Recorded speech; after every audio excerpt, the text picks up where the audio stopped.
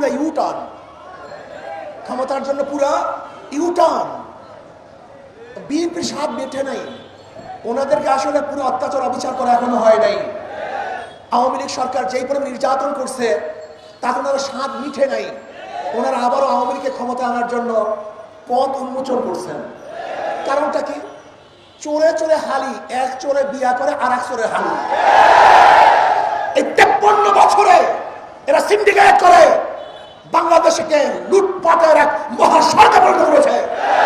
এরাই চাঁদাবাজি করেছে, এরাই দখলদারি করেছে, এরাই জুলুম করেছে, এরা অত্যাচার করেছে, এরাই খুন করেছে, এরাই ধর্ষণ করেছে।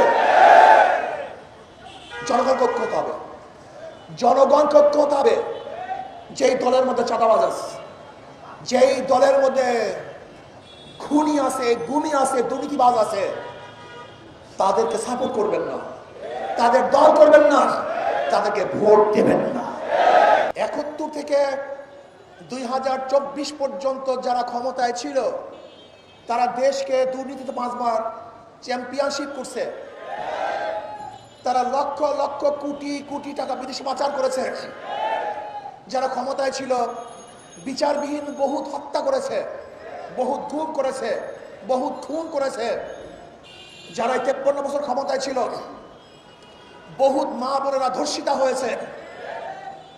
যে বৈষম্য দূর করার জন্য আন্দোলন করেছিলাম, সংগ্রাম করেছিলাম, কিন্তু আজও শ্রমিকরা তাদের অধিকার আদায়ের জন্য, তাদের ন্যায্য প্রাপ্তির জন্য আজকেও রাস্তায় আছে, আন্দোলন করছে।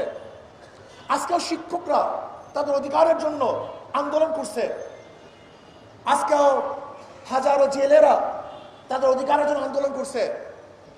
গার্মেন্টস সেক্টর বলেন, শ্রমিক বলেন, মজদুর বলেন, চাকরিজীবী বলেন, পুরুষ বলেন, মহিলা বলেন, মিডিয়া কর্মী বলেন, যত প্রকার, যত ডিজাইনের, যত পেশার মানুষ বাংলাদেশে আছে সবাই বৈষম্য শিকার।